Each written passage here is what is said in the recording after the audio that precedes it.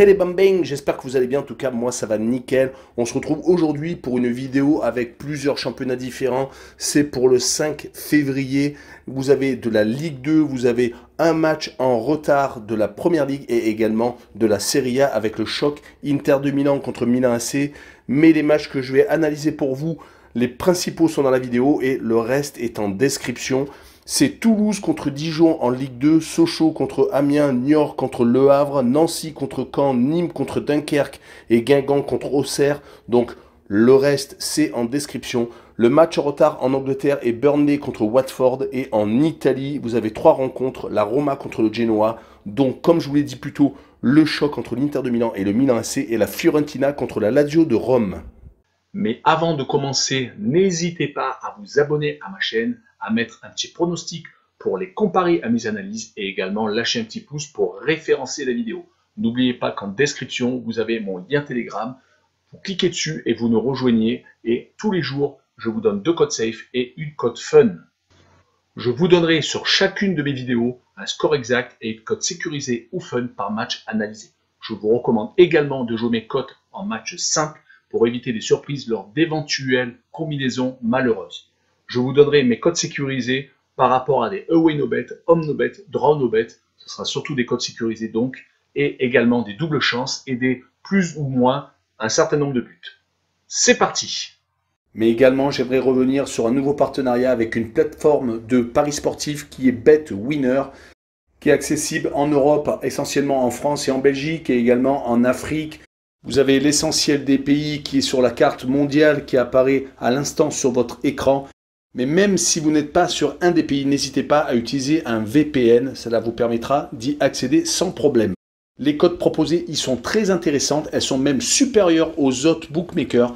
Cela vous permet des fois d'avoir des profits beaucoup plus importants sur la durée en tout cas. Pour accéder au site de Paris, n'hésitez pas à aller en description. Il y a le lien, vous cliquez dessus, vous y accédez. Et également, vous rentrez le code promo qui se trouve sur l'écran. Cela vous permet d'avoir 100% de bonus dès votre inscription. Et pour finir, lors de cette vidéo, je vous mettrai la description des codes safe et également les cotes. Comme ça, vous pourrez faire les comparaisons avec les cotes de votre bookmaker et celles de BetWinner. Mais avant d'attaquer les matchs de Ligue 2, le classement, premier Toulouse avec 42 points, deuxième l'AC Ajaccio avec le même nombre d'unités, c'est ultra serré, troisième le Paris FC avec 44 points, comme je vous l'ai dit.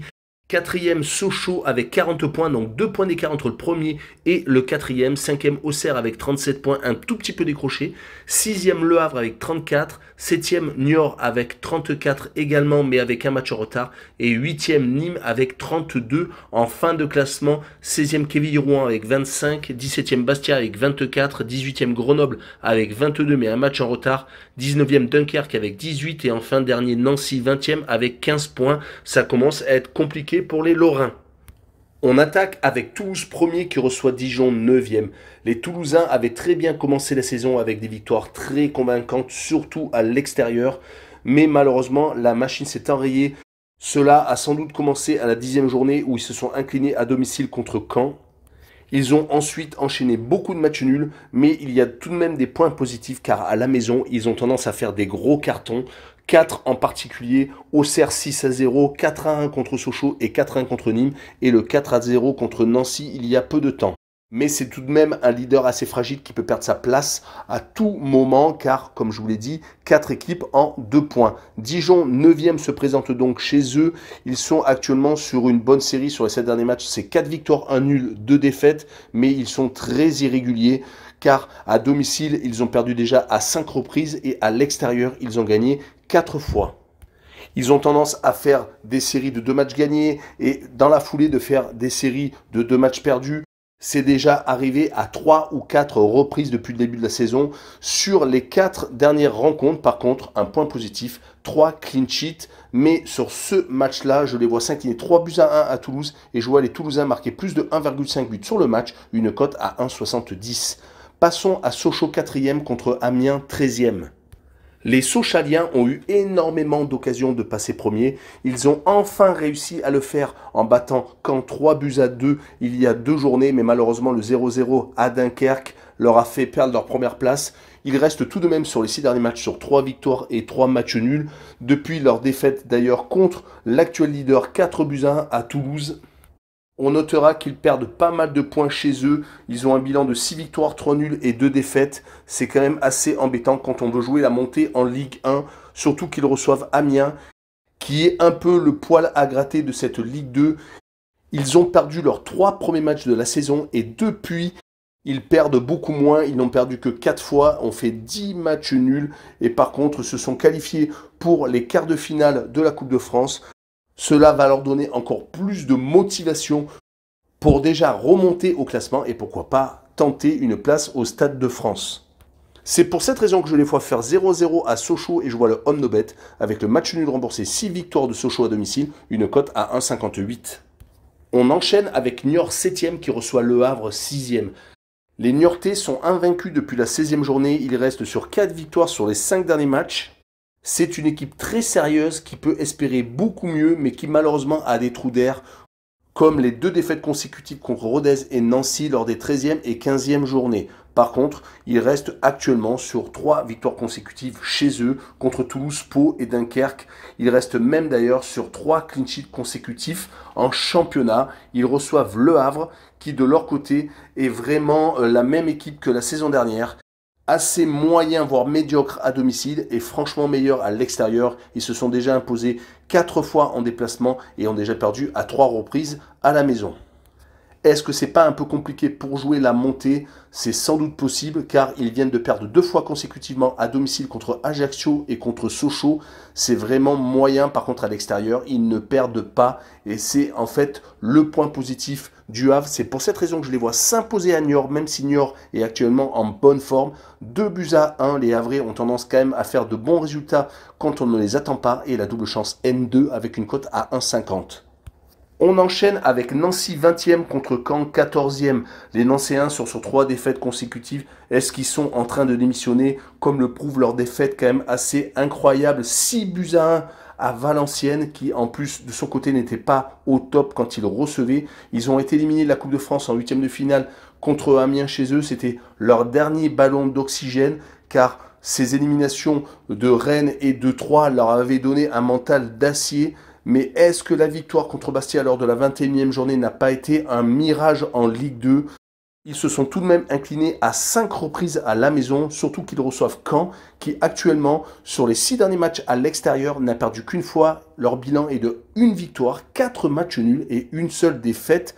C'est peut-être un des seuls points positifs de Caen cette saison, car c'est une équipe à la base qui avait commencé pour peut-être remonter en Ligue 1, mais ils se ressaisissent tout de même sur les 6 derniers matchs, toutes compétitions confondues. C'est 2 victoires, 2 nuls et 2 défaites. Donc on va dire que Caen est à peu près à sa place en ce moment, mais ils perdent beaucoup trop chez eux. Ils ont tout de même tendance à accrocher des résultats à l'extérieur, comme je vous l'ai dit un peu plus tôt, et je les vois faire un but partout à Nancy. J'espère que les Nancéens vont pouvoir peut-être accrocher un point et je vois le away no bet avec le match nul remboursé 6 victoires de Caen en déplacement, une cote à 2. La rencontre suivante est Nîmes 8e qui reçoit Dunkerque 19e. Les Nîmois sont franchement mieux en ce moment, 6 victoires et 2 défaites sur les 8 derniers matchs. Dommage qu'ils aient eu un énorme trou d'air de 9 matchs sans victoire entre le 28 août et le 30 octobre. Il faut dire que les Nîmois, depuis leur montée en Ligue 1, ont eu une énorme saignée dans leur effectif. Ils ont perdu tous leurs meilleurs joueurs les uns après les autres. Ils avaient pourtant bien commencé cette saison, mais je pense que ça faisait peut-être trop. Il a fallu qu'ils se ressaisissent. Et le match contre Dunkerque arrive peut-être au meilleur moment, car ils peuvent peut-être enchaîner une 7e victoire en 9 matchs. Surtout que les Dunkerquois sont en train de s'écrouler totalement. Depuis le 30 octobre, ils ne marquent plus. Seulement 2 petits buts marqués en 9 rencontres, c'est vraiment très compliqué. Ils avaient eu une embellie de 5 matchs sans défaite avant donc cette mauvaise période de 9 matchs. Mais j'ai bien peur qu'ils luttent jusqu'à la fin pour ne pas descendre en national. Et je le vois s'incliner 2-0 à Nîmes. Et je vois les 2 équipes ne pas marquer, une cote à 1,69. Et on finira avec ce dernier match de Ligue 2 avec Guingamp 12e contre Auxerre 5e. Les Guingampais sont vraiment une équipe de milieu de tableau par excellence. Elle est très irrégulière. Elle est quand même meilleure à domicile actuellement. Elle reste sur 3 matchs sans défaite, 2 victoires et 1 nul. Par contre, à l'extérieur, elle enchaîne les mauvaises performances, 3 défaites et 1 match nul. Ça va être compliqué de jouer contre des Auxerrois qui ont eu un gros calendrier, qui ont fait 0-0 contre Ajaccio et qui ont perdu chez eux contre le Paris FC. C'est vraiment dommage car ils sont un petit peu décrochés des places pour monter en Ligue 1 directement, car ils peuvent encore jouer bien entendu les barrages. Ils doivent absolument gagner à Guingamp pour ne pas être décrochés. À l'extérieur, ils sont assez solides, 5 victoires, 4 nuls et seulement 2 petites défaites. C'est pour cette raison que je les vois s'imposer 2-1 à Guingamp et je vois la double chance N2 avec une cote à 1,50. On continue avec le match en retard en Angleterre, Burnley contre Watford, le 20e contre le 19e, mais avant le classement, premier Manchester City avec 57 points, deuxième Liverpool avec 48. Les Reds ont un match en retard sur le leader, troisième Chelsea avec 47 points, mais avec 2 matchs de plus que les Reds et un match de plus que les Citizens.